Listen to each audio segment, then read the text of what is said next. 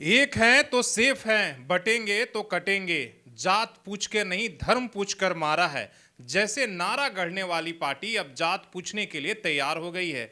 सरकार ने जातिगत सर्वे कराने का ऐलान कर दिया है। कल से जो लोग टीवी के सामने इस उम्मीद में बैठे के हैं कि कुछ बड़ा होने वाला है, सरकार जो है कुछ बड़ा पाकिस्तान को लेकर फैसला करने वाली है, लेकिन अब वो लोग जाति सर्वे को एक तरीके से मास्टर स्ट्रोक बताने लगे हैं। आखिर करें भी कि नहीं, इसलिए कि जो उनकी उम्मीद था, इतनी बड़ी बड़ी उम्मीदें 24 घंटे से टेलीविजन पर चल रहा था कि सरकार ने सीडीएस से लेकर कैबिनेट की बैठक कर ली है, बड़ा कुछ फैसला करने वाला है, लेकिन अब उनकी मजबूरी हो गई है कि जाति सर्वे को ही मास्टर स्ट्रोक बताना पड़ रहा है। क्योंकि कल तक इस नारे को गढ़कर और एक कहने वाली पार्टी कि देखिए जाति करें अगर पूछेंगे तो समाज को बांटने का काम हो रहा है, जबकि हम जो है सभी जाति नहीं बल्कि एक धर्म के लोग हैं। लेकिन अब वो पार्टी जो है अब समाज को बांटने को नहीं बल्कि अब कह रही है कि जाति पूछने से सरकारी योजनाओं को लागू कराने में फायदा मिलेगा। क्योंकि हालांकि ऐसे आप जानते हैं कि हमारे यहाँ जाति के आधार पर कोई भी सरकारी योजनाएं नहीं बनती है, केवल आरक्षण का लाभ मिलता है, वो भी ओबीसी, एससी और एसटी के कैटेगरी में। लेकिन जातिगत सर्वे कराने की क्या मजबूरी है, आप और हम भली भांति समझते हैं।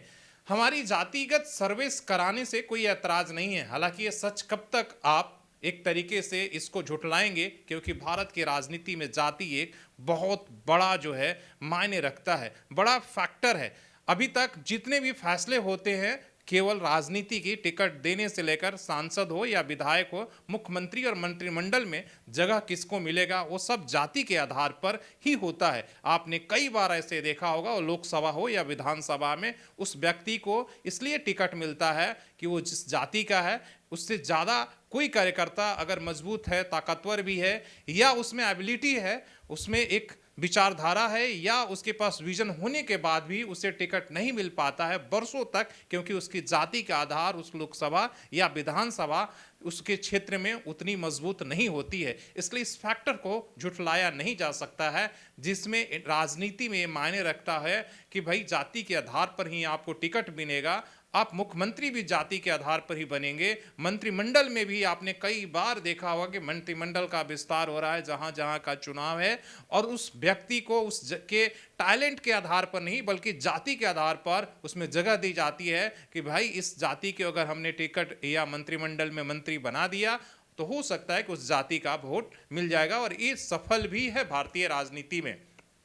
इसलिए आप जातिगत सर्वे से एक तरीके से मुंह नहीं मोड़ सकते हैं। लेकिन सवाल यह है कि जो टाइमिंग है, जब टाइमिंग पूरा देश इंतजार कर रहा था कि जो 28 लोग कश्मीर में मारे गए हैं निर्दोष, जिन्हें जाति नहीं बल्कि धर्म पूछकर मारा गया, उसके बदले सरकार कोई कठोर निर्णय लेगी, वैसे समय में फैसला आया तो थोड़ा कई समर्थकों को भी निराशा हाथ लगी। लेकिन क्या करें, मजबूरी है भारतीय राजनीति की कि चुनाव होने हैं और चुनाव के हिसाब से फैसले लेने पड़ते हैं। आपको पता है कि 2025 में बिहार का चुनाव है, जहां जाति एक बड़ा फैक्टर है, जिस पर कांग्रेस से लेकर विपक्ष के तमाम जो नेता हैं वो जाति सर्वे की मांग कर रहे हैं। बिहार में ऑलरेडी नीतीश कुमार की जो सरकार है वो जाति सर्वे कराकर आंकड़े जो है वो रिलीज कर चुकी है। वैसे में केंद्र सरकार के ऊपर दबाव था। वहीं उत्तर प्रदेश में भी 2027 में जो चुनाव होने वाले हैं वहां भी अखिलेश यादव जातिगत सर्वे को लेकर वो लगातार सरकार पर दबाव बनाए थे, अभियान चला रहे थे। वैसे में ये महत्वपूर्ण दोनों स्टेट हैं जहां पर जाति एक बड़ा आधार है। वैसे में इस विपक्ष के मुद्दे को एक तरीके से सरकार ने एक धराशायी करने के लिए कहीं ना कहीं जातिगत सर्वे कराने पर राजी हो गई है। हालांकि इसका फायदा और नुकसान क्या होगा वो आने वाला वक्त बताएगा, लेकिन एक बात जरूर है कि जो लोग इस उम्मीद में बैठे थे कि कोई बड़ा फैसला आएगा और हो सकता है कि पाकिस्तान का नेस्तनाबूद किया जा सकते, सबक सिखाया जा सकता, उनको जरूर निराशा हाथ लगी है। लेकिन आप इस बात से इनकार नहीं कर सकते हैं कि जिस राजनीति का आधार ही जातिगत है, आप उस जाति से कब तक जो है मुंह चुरा सकते हैं या कब तक आप नजरें झुका सकते हैं, ये मान लेना चाहिए। भले ही हम बड़ी बड़ी बातें करके दरकिनार करते रहे हैं कि ये समाज का बांटने वाला है, अब उसी नारे को हमें अलग तरीके से अपने बचाव के लिए गढ़ना होगा। धन्यवाद।